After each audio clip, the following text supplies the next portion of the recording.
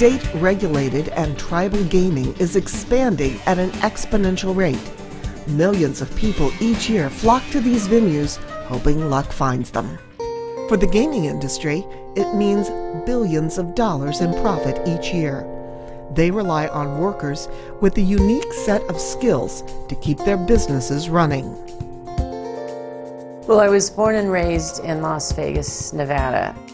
Most of my friends, a lot of people's parents were in the casino business. Within a year of Circus, I got a job at Caesar's Palace, which was great. I was the youngest dealer at the time hired, so I was very lucky. Dealers, servers, machinists, and security personnel are unfortunately not so lucky when it comes to having a healthy working environment. Casinos can offer workers a decent occupation, except for one grave exception: the tobacco smoke. Gaming industry workers typically suffer the highest occupational exposure to secondhand smoke, putting them at greater risk for lung and heart disease and DNA damage. When I started Caesars, I was a very young woman, very athletic. I used to run mini marathons, and I was an avid softball player.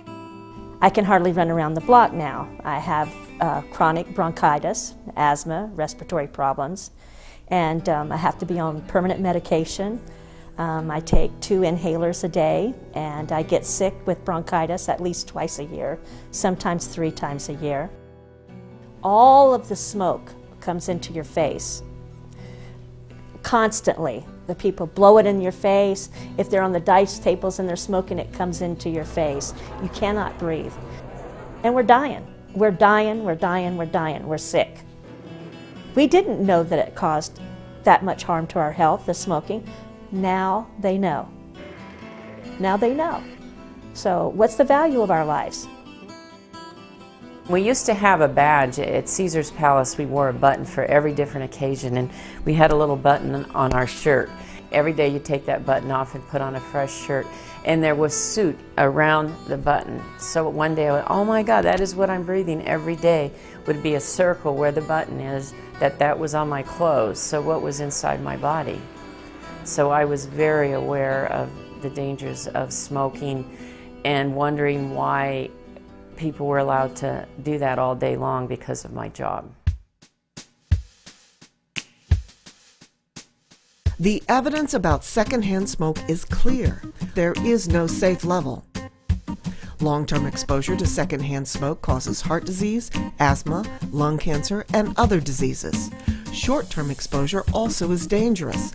Less than 2 hours of exposure in a smoky casino can impair the heart's ability to pump blood, putting casino workers and patrons at increased risk of disease. Now that we've become educated and we know the damage it causes, we're sat in this environment that we can't escape from. People in Congress don't have to put up with smoke. My CEO doesn't have to put up with the smoke. I don't know why I have to put up with the smoke. Everybody says, well, you got into this business knowing that. When I got into this business, I didn't realize that secondhand smoke was so bad for me. Now I do. I think it should be changed. It's human rights. Anytime there's human suffering that's caused by the hands of other human beings, it has to be stopped. And that's the bottom line. We are suffering, and we're getting sick, and we're dying of cancer and other diseases like heart disease. And sometimes people say, oh, you got to die of something. But I don't want to go that way. You know, it's a horrible death. And sometimes it's not even about dying. It's about how miserable it makes you while you're there and breathing it. The levels in typical casinos are 10 to 12 times on average what they are in the outdoor air. And yet we've totally ignored the indoor air. We don't put any resources in that. The modern technology shows that we have a very good picture of what secondhand smoke looks like in casinos. The air is loaded with carcinogens. The ventilation systems and the air cleaning systems that are in use in these casinos are simply unable to control secondhand smoke.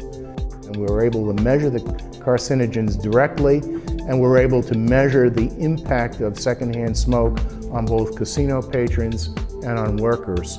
And we can see the the fact that they absorb the smoke in their body fluids, they absorb the carcinogens in their body fluids, and we can relate that to an increased risk of morbidity and mortality, or to sickness and death.